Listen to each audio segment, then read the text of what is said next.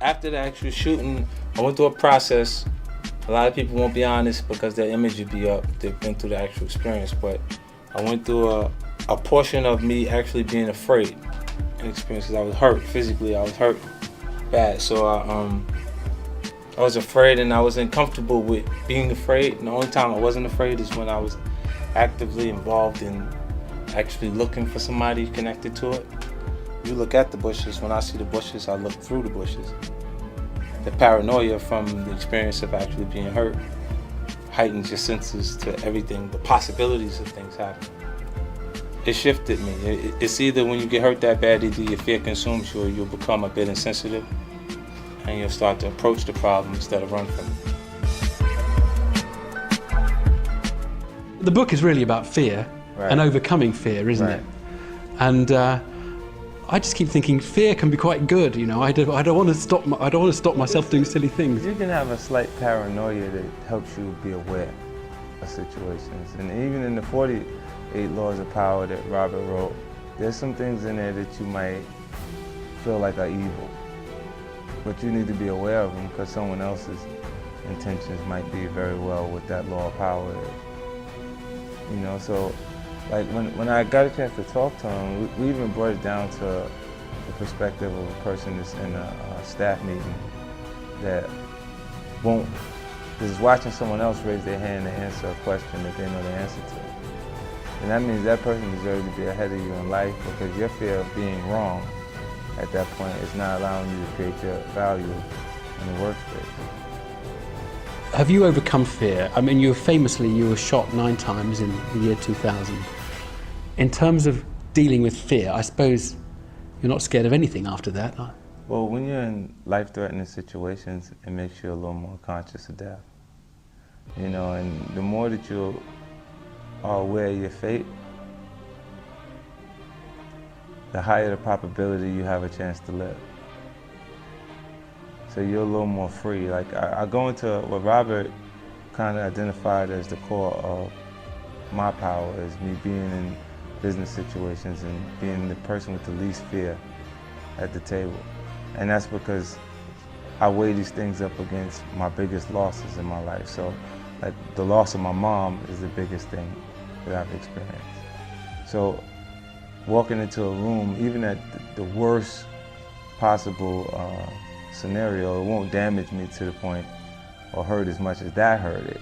So I'll go in there in a secure space, able to speak and ask the questions, and I'd rather feel like I'm unaware for the moment within those quarters than to feel like I'm unaware in a losing situation. I mean, the book does describe some fairly nasty incidents. I mean, just in a chapter about the Hustler King, you slash the face of a rival's assistant who's out to hurt you. Yeah.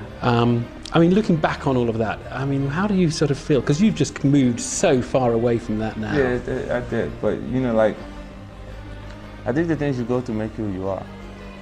I don't regret those things. I don't regret them because I don't think I'd be who I am today if I wasn't exposed to those situations. If you ask me, would I, those are unfortunate situations that I've had to experience. And if I had a choice, I would have definitely went in a different direction. I might have wanted to go to school for business instead of having to go through this portion of my life. But, tough lesson, yeah. Yeah, but under those circumstances, when you're in an environment where you meet aggression with aggression, or you're deemed weak, and the weak becomes the prey, you gotta kind of back people off you at different points. And it really felt like that in that. Literally. Yeah. And when you're willing to go as far as further than the other guy, you always prevail. You always end up on top. It's like the kid in the schoolyard that doesn't want to fight always leaves with a black eye, because as soon as the other kid identifies he doesn't want to fight, he hits him. But this is back to the negative view of human beings. Yeah, like, I mean, I never wanted to fight, but kids. Actually, I did get hit at school a little bit, but not very much. Like, but when they say no, I really don't want to do this. Pop, that's when you get hit. You just gave the other guy enough confidence to hit you at that point. Especially when there's a bunch of kids behind him jumping up and down saying, "Whoop him." You know, like those experiences from when I was really small I identify with that. So I ain't never been in a space or those situations where even if I didn't want to fight, I didn't show them. So we met a couple years ago. Surprisingly or not, we got along. We had like an interesting rapport. And so we decided to do a book together. All right. And what I do when I write a book, whether it's about power, seduction, or war, I take the most powerful people in their field and I kind of break them down. I figure out what is the essence of them, what's the core of their success. I call it their power center of gravity. Right. So I decided I would do that with you. And so after a couple of months of following you around, I decided that the secret to your success, your power center of gravity, is your fearlessness.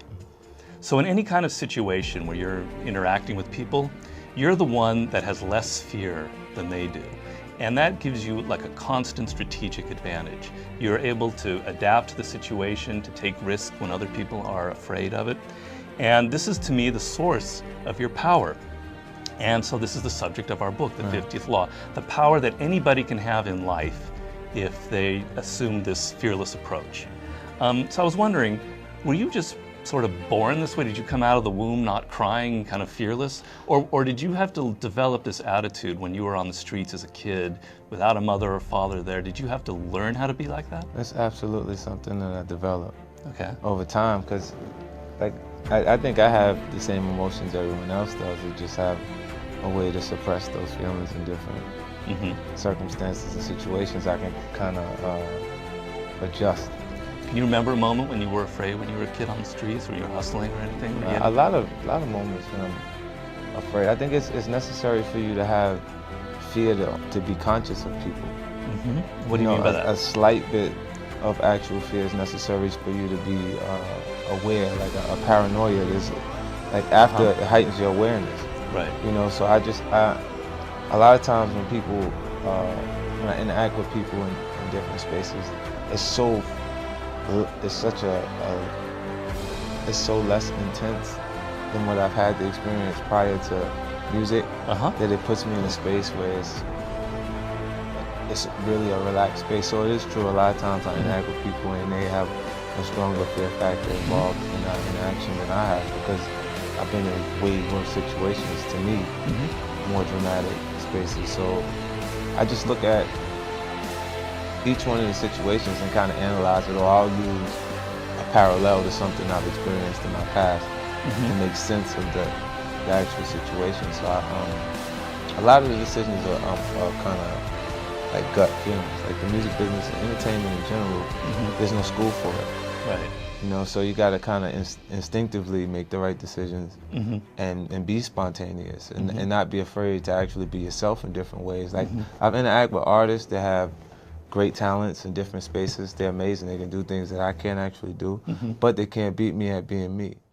Here's somebody who comes from the absolute bottom of America, Southside Queens, in the crack era, when an African-American male is not supposed to live past the age of 25, particularly one who's dealing drugs and is dealing with all the violence.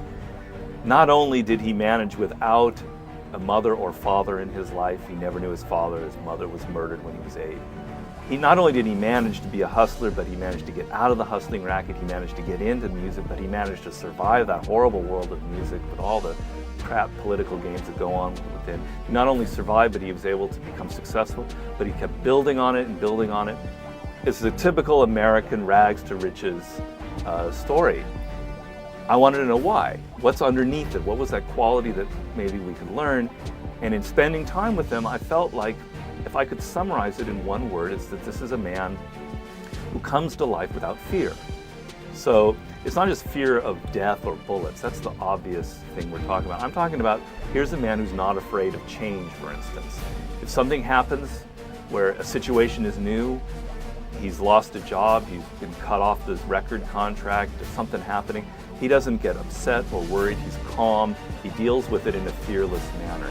He takes risks, but the risks are controlled, but he's not afraid of failing, he's not afraid of being criticized, he's not afraid of being different from other people.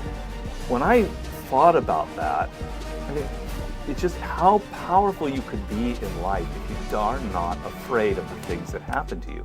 You're able to feel balanced and in control and make decisions not based on exaggerating risks, etc., but on reality. I just thought it was incredibly powerful way to be in the world. I could feel it myself. And it's like it's a way of being in the world. When you're afraid and fearful, it's like your mind, the aperture of your mind closes up to this, and you stop looking at the world around you. You want everything to be comfortable and familiar and the same.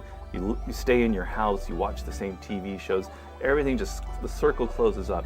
When you're not afraid, and we've experienced it all in our lives, when you suddenly you're in a new country and you just don't, you're traveling and you feel open, your mind is active and alive, you become creative, everything changes. This is the key to feeling powerful, but also to being creative in the world. So I wanted to get underneath all of the other things, the power, the seduction, the strategy, and see that quality that lay underneath it all. I get so annoyed with that argument about it being innate. How could something like that be innate?